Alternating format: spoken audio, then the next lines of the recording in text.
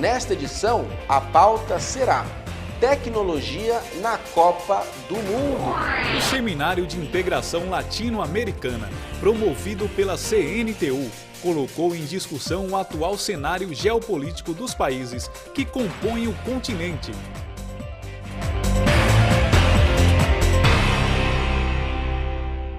A nossa FNE, Federação Nacional dos Engenheiros, ela vem já de algum tempo, desde 2006, discutindo através de um projeto Cresce Brasil, Mais Engenharia, Mais Desenvolvimento, um projeto que nós possamos estar discutindo as questões de real importância, questões da sociedade brasileira.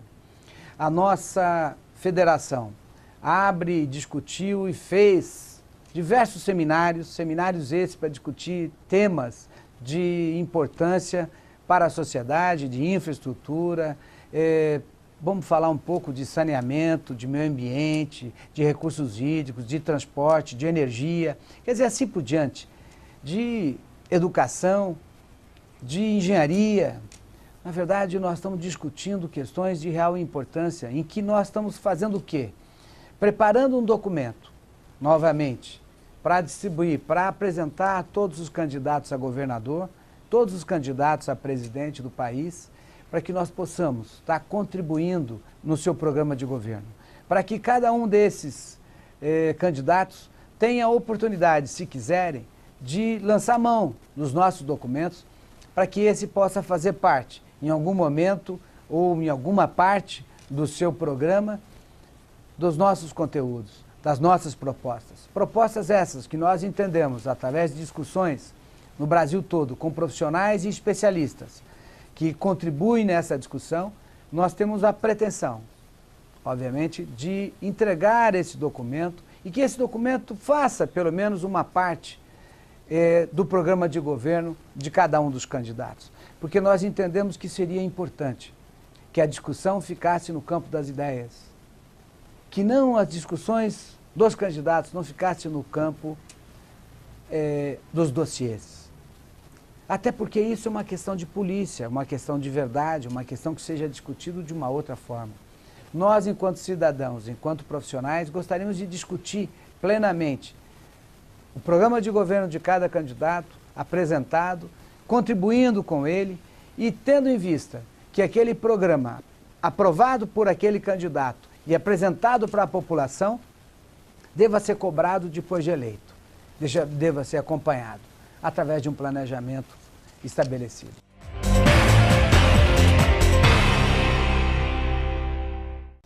Começa agora a entrevista no Jornal do Engenheiro. Nesta edição, a pauta será Tecnologia na Copa do Mundo. E claro, por extensão, no futebol, nos estádios, na relação com torcedores, jogadores, comissão técnica, enfim. Vamos aí nos aprofundar sobre como esporte e tecnologia interagem. E para conversar conosco, estamos recebendo aqui ele que é jornalista com especialidade em jornalismo esportivo, é uma das suas especialidades, mas ele também é apaixonado por tecnologia. Foi um membro da equipe fundadora da All TV, a primeira emissora com programação ao vivo, 24 horas na internet. Lá atuou por muitos anos e, nesse tempo, conciliou com outros trabalhos em diversos veículos jornalísticos. Um dos mais recentes e um dos atuais é cobrir jogos para o site da revista Placar, da editora Abril. Moacir Vitor Minerbo, é um prazer recebê-lo aqui. Olá, Fábio, e olá, espectador também do Jornal do Engenheiro. Moacir, vamos começar do melhor lugar, do começo. Tecnologia a gente sabe que sempre existiu, mas como foi que ela, no início do esporte e futebol, foi interagindo com essa modalidade esportiva?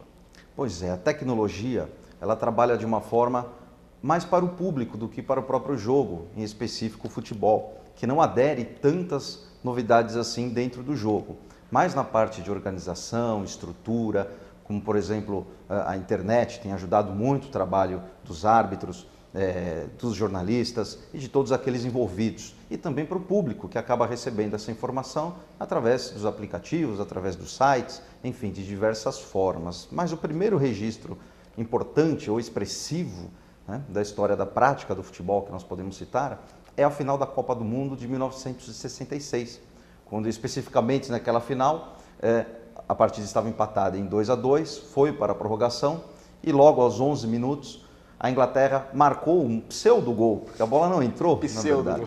Um pseudo-gol, né, de Geoff Hurst. A bola pegou no travessão, pegou na linha do gol. Essa imagem já está digitalizada, todos nós temos acesso através da internet, mais uma vez tecnologia, porque era um arquivo que algumas emissoras tinham, pelo menos lá no Brasil. Guardadinhos, né? Guardadinhos. Que a gente só podia ver quando decidissem reprisá-lo. Isso. Aqui na TV aberta, mais a TV Cultura, né, que passava esses lances, mas só, basicamente. E já em 1966 havia, evidentemente, já a tecnologia de alguma certa forma, né? A televisão, preto e branco, as transmissões, algumas gravadas, o rádio já estava presente. E, pelo incrível que pareça, o homem estava muito próximo de pisar a Lua, né? Mas ainda não conseguia saber se a bola tinha passado pela marca de cal. Né? Voltando numa questão, hoje, como acontece? Houve um impedimento. A televisão, né, nos mostra se foi ou não foi mesmo. A arbitragem pode mudar ou não? Ela segue, a bandeirinha subiu, não tem volta? Você trouxe um assunto muito importante, Fábio, porque a primeira experiência em que o vídeo foi aceito como decisão do árbitro foi na Eurocopa de 2008. O que ocorreu? O árbitro da partida era o que acompanhava o retorno do vídeo, lá em cima. Tá. E o árbitro do campo era meramente o executor. Isso eliminou qualquer polêmica, por parte até dos jogadores, que não podiam protestar contra quem não estava apitando. Eles não podiam lutar contra a imagem. Tradicionalmente, hoje, basicamente para a transmissão de uma partida, nós temos pelo menos 8 câmeras. Isso no básico, que seria a câmera geral da partida, a câmera focada no árbitro, que merece uma atenção especial, sim. As 2 câmeras chamadas câmeras de impedimento, que são essas que flagram os momentos dos impedimentos. 2 câmeras atrás dos gols, então já chegamos ao número de 6. Uma câmera chamada de detalhe, que é aquela que vai atrás do torcedor, dos treinadores. E podemos considerar uma 8ª câmera, aquela que acompanha o repórter, por exemplo. Então, com menos de 8 câmeras, não se transmite uma partida hoje em dia. E, em relação a essas decisões, é muito interessante que não houve erro, um único erro na Eurocopa 2008. Durante o campeonato inteiro? Durante o campeonato inteiro. Até mesmo os lances fora de bola, o árbitro era respeitado, porque sabia-se que tinha uma imagem que flagrava o infrator. Então, era impossível, né, vamos dizer, que os erros acontecessem da parte da arbitragem. Isso era tudo? Questão de falta, impedimento? Tudo. Até faltas fora do lance, né? O árbitro, ele recorre à imagem para comprovar sua própria capacidade. Ele não deveria ser submetido a isso, porque na torcida, através da internet, todos já estão compartilhando imagens, fotos, sejam trechos de vídeo, os erros da arbitragem. E quando termina o jogo, ele ainda não sabe se errou ou se acertou. No caso da Eurocopa, como eu citei, de 2008, que é o principal torneio de seleções da Europa, os árbitros no intervalo tinham o direito de acessar os lances duvidosos. Na final da Copa entre Inglaterra e Alemanha, imagine que o árbitro teve que parar o jogo devido à reclamação das 2 comissões, dos times também, e ficou por pelo menos, isso em imagens podemos reparar, pelo menos 1 minuto decidindo se a bola entrou ou não, junto ao auxiliar, junto ao bandeira. Então, imagine você, né, e os espectadores, a pressão de um árbitro de uma final de Copa do Mundo, que vê que a bola pegou mais ou menos na marca de cal, sem saber se a bola entrou, isso sem considerar a pressão, né, externa. Apenas a decisão dele com a própria memória, né, a própria consciência. Já é difícil, imagine com todo o calor de uma final de Copa do Mundo, né? Como é que vai estar a tecnologia na Copa do Mundo em relação a essa questão da arbitragem? Não teremos isso que ocorreu na Eurocopa, não. Vamos ter a questão da arbitragem tradicional. Se houver algum erro, o árbitro vai saber depois, é isso? O erro ainda faz parte do futebol, faz parte da Copa do Mundo. Claro que há os árbitros auxiliares atrás dos gols, mas se fosse autorizado realmente a decisão através do vídeo, o próprio chip eletrônico com os sensores, ele não funciona sozinho, ele funciona com os sensores colocados nas traves, seria descartado. Ou ficaria uma alternativa ao sensor, que não são todas as federações e confederações que conseguiriam implantar o chip, né? E na Copa vamos ter esse sensor na bola? Que basicamente vai ser o quê? Uma bola que vai atestar, vai emitir informação de que se ela passou, porque a regra diz, tem que passar totalmente pela linha, é isso? Isso, tem que passar totalmente até o último gomo da bola, senão não é gol. E o que você destacaria, Moacir, de tecnologias, né, nesta Copa do Mundo? Então temos o chip na bola, ou seja, não vai ter meio gol. Ou é gol ou não é gol. O que mais você destacaria de tecnologias? Primeiro, não se pode discutir, e isso é ótimo, né? Saber se a bola entrou ou não, porque muitas vezes o autor da jogada não sabe se a bola entrou ou não. O jogador escorrega, está caindo, está num ângulo que não favorece, muito de frente ao gol, por exemplo. Tem a Spider Cam, né, que é a câmera que vai dar aquela espetacularização que a FIFA procura, e com toda razão, a FIFA vende a Copa do Mundo como o principal campeonato de futebol do mundo, ou talvez até esportivo em termos de audiência. Então ela precisa colocar em prática tudo o que existe de moderno, mesmo que não seja tão funcional. As câmeras até extrapolam o número, né, que eu citei de 8 câmeras, mas em prol do espetacular, a FIFA está correta, apesar de, evidentemente, gerar um custo gigantesco. Um parênteses, essa Spider Cam é aquela que mergulha no estádio. Chama... Ela é Spider porque ela fica por cabos de aço, não sei, cabos em cima do campo, e ela tem as imagens que sobrevoam o campo. Aí se dá mergulho, ela faz isso, né? Ela é controlada por um controle remoto, né? Pela própria FIFA, e ela vai mergulhar, né? Vai passear pelo estádio através dos cabos. Então fazem aí uma analogia com aranha, né, na teia, né? Perfeito. Bom, até agora então nós temos, das que nós citamos aqui, uma tecnologia, a questão do chip, é para você aumentar aí a justiça no futebol, né? A outra tecnologia, a questão da Spider, é uma questão de espetáculo, né? É um evento, é um show, então precisa ter boas imagens emocionantes. E a questão dos drones, como eles vão funcionar e se eles são para a justiça de alguns lances polêmicos ou não? É também para que o show fique mais belo de maneira televisiva? As duas coisas, né? Serve para ficar mais bonito e principalmente a questão da segurança, né? Então nós temos, hoje vamos ter diversas câmeras espalhadas nos estádios e que vão conseguir monitorar realmente todos os que entram no campo, né? Nas arenas, né? Perfeito. E uma também tecnologia que da qual o Brasil é muito adepto, as redes sociais. Como estas redes vão aí interagir com a Copa do Mundo? É de uma forma como interage com tudo, né? Então de uma forma um pouco tumultuada, mas necessária, porque evidentemente existe uma necessidade de emitir opinião por parte dos internautas. Vamos dizer assim, as empresas, quem faz a cobertura, a mídia em si, trabalha de diversas formas na Copa do Mundo, imagináveis e inimagináveis, de estatísticas, de informações que beiram evidentemente o fanatismo, mas para atender a todas as necessidades. Então existe a mídia que trabalha na rede social especializada em estatísticas, desde movimentação, quilometragem do jogador, distância percorrida de cada um deles, até mesmo dados estatísticos para a criação do que é virtual, do simulador dos jogos, que são traduzidos como videogames, né? Então hoje nos videogames você encontra realmente uma realidade daquilo que é colocado no campo do jogo, né?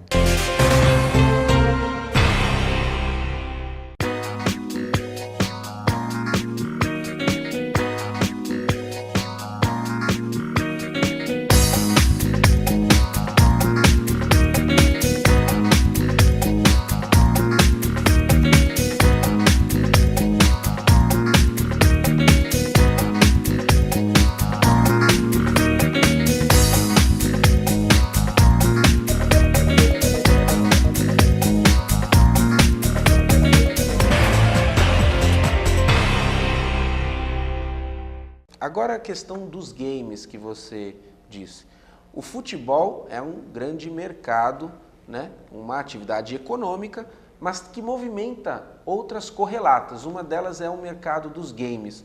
Conta para nós um pouquinho disso. O mercado dos games cresceu muito a partir do instante que conseguiu personalizar os jogadores através do gráfico.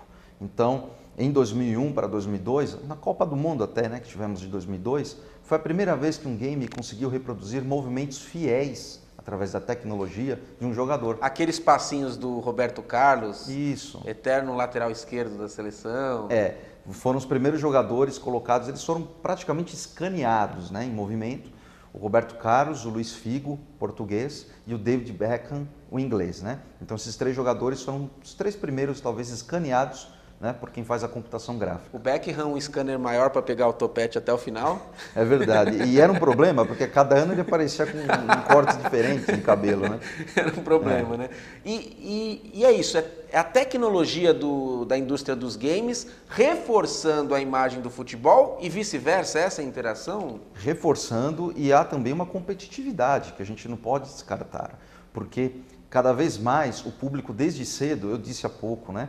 Com 7, 8 anos já se sabe se a criança tem movimentos, tem evidentemente desde perimetria, tudo para ser um jogador, né, na prática esportiva, e a criança já desde cedo absorve o game também, que é desenvolvido, né, através da fidelidade daquilo que nós vemos através da TV, né, principalmente. Então essa indústria cresce no momento em que já há pelo menos 5 anos ela superou toda a indústria de cinema e de áudio, né? Em termos de consumo e de lucro, né? Quer dizer, as duas coisas. As duas juntas? As duas juntas. O game, então, supera, né, essas indústrias. Então, há um público enorme que consome o simulador do jogo e, evidentemente, está tendo a sua experiência diante do virtual, do vídeo, mas não está tendo a sua experiência física mesmo, né, com o jogo. Isso dá um impacto, diminui o número de atletas, de jogadores no mundo, fazendo com que eles sejam selecionados exclusivamente, num primeiro momento, pela sua condição atlética.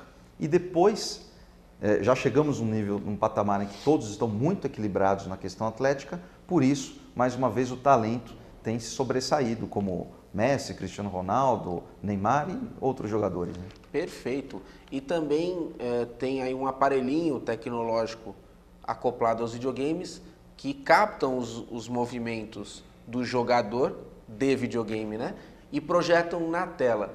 Isso aí também é uma fabriquinha de atletas de sala? É verdade, atletas de sala, campeonatos sérios, mundiais, né? Valendo o que cada um escolhe, evidentemente, o time com que vai enfrentar os seus adversários. E no futebol também existe isso, né? Recentemente tivemos um jogador inglês que se aposentou e ele colocou, né, uma câmera no corpo e a câmera flagrava todos os seus movimentos e até mostrava mais ou menos qual era a sua visão durante um jogo, né? Muito interessante. Perfeito! Estamos chegando ao final desta entrevista, onde nos aprofundamos um pouco mais a respeito da tecnologia no futebol, em especial neste grande evento que ocorrerá, a Copa do Mundo. E parece o que fica de percepção maior é que as tecnologias nos aguçam exatamente isto, a percepção. Elas auxiliam o olho humano a ampliar uma imagem, a deixá-la mais lenta e a repeti-la para que seja analisada. E desde sempre parece que o homem quis fazer isso, congelar os fenômenos para poder melhor manipulá-los, não só no mau sentido, mas também entendê-los, interpretá-los e talvez buscar aquela coisa ainda não encontrada, a verdade plena. E, ao longo do tempo, fomos ficando bons nisso, em congelar fenômenos. Porém, o fenômeno não se congela, ele continua. O que temos é um extrato, é uma imagem, e a imagem é uma projeção da realidade. E eu acho que, por conta desses avanços tecnológicos, vamos sim ter um futebol mais claro, um futebol talvez mais transparente. Mas as mãos de Deus de um Maradona sempre vão aí poder, né, estar conosco em algum gol.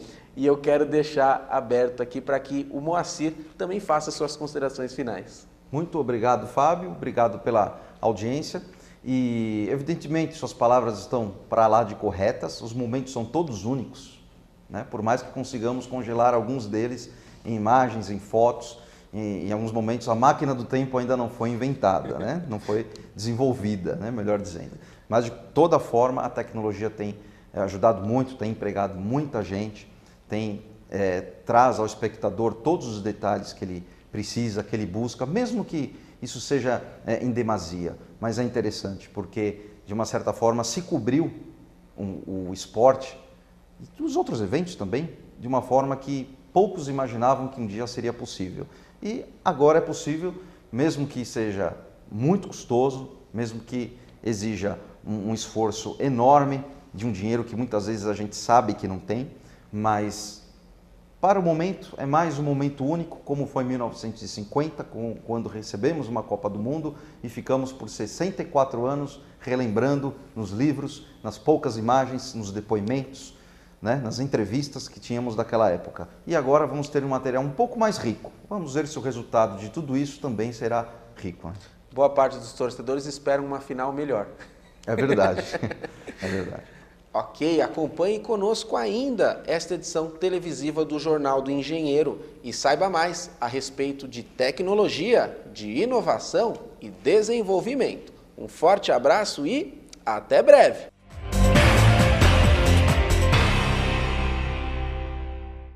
O Seminário de Integração Latino-Americana, promovido pela CNTU, colocou em discussão o atual cenário geopolítico dos países que compõem o continente.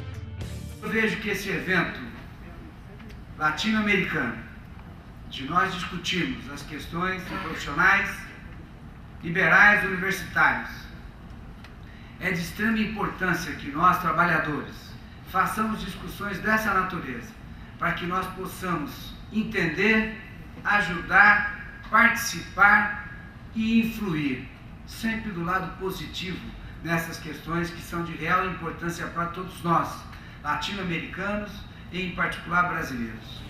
Durante a fala de abertura, os coordenadores do evento, Gilda Almeida de Souza, vice-presidente da CNTU, e Wellington Moreira Melo, presidente da Federação Interestadual de Odontologia, apresentaram uma cartilha que servirá de base para estudos sobre o tema.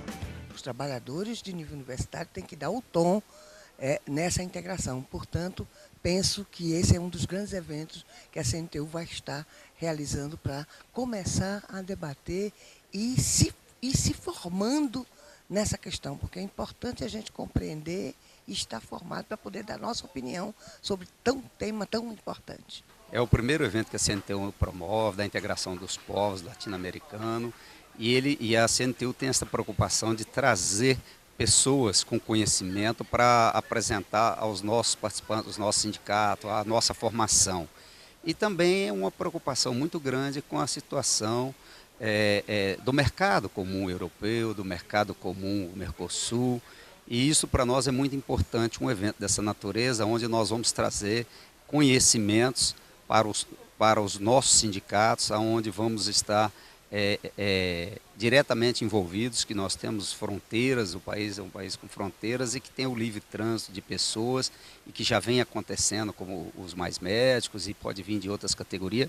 Isso nos preocupa muito e nós queremos fazer com que este evento reverta em uma formação para as pessoas do nosso sindicato que aqui estão participando. Entre os assuntos discutidos pelos participantes, a busca por autonomia das nações, um maior envolvimento sindical nos processos de integração, além da formação efetiva de alianças entre os países latino-americanos, foram os mais debatidos.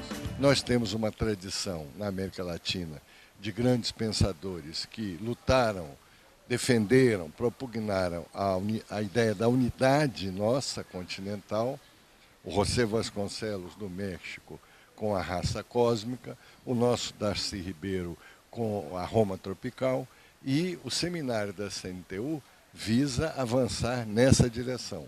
problemas que são de extrema relevância para os povos são tratados com a ótica, com a visão, com a experiência que os profissionais, engenheiros médicos, dentistas, nutricionistas, economistas e outros, eles têm da nossa realidade.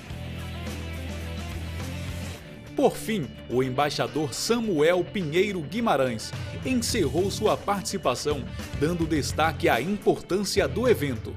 Eu acho que a atividade da Confederação, da CNTU, é muito importante para mobilizar os trabalhadores universitários que fazem parte da Confederação para a análise e o debate dos grandes temas brasileiros e regionais. No caso, a integração latino-americana tem enorme importância para o Brasil. Para saber mais sobre esse e outros temas, acesse o nosso portal na internet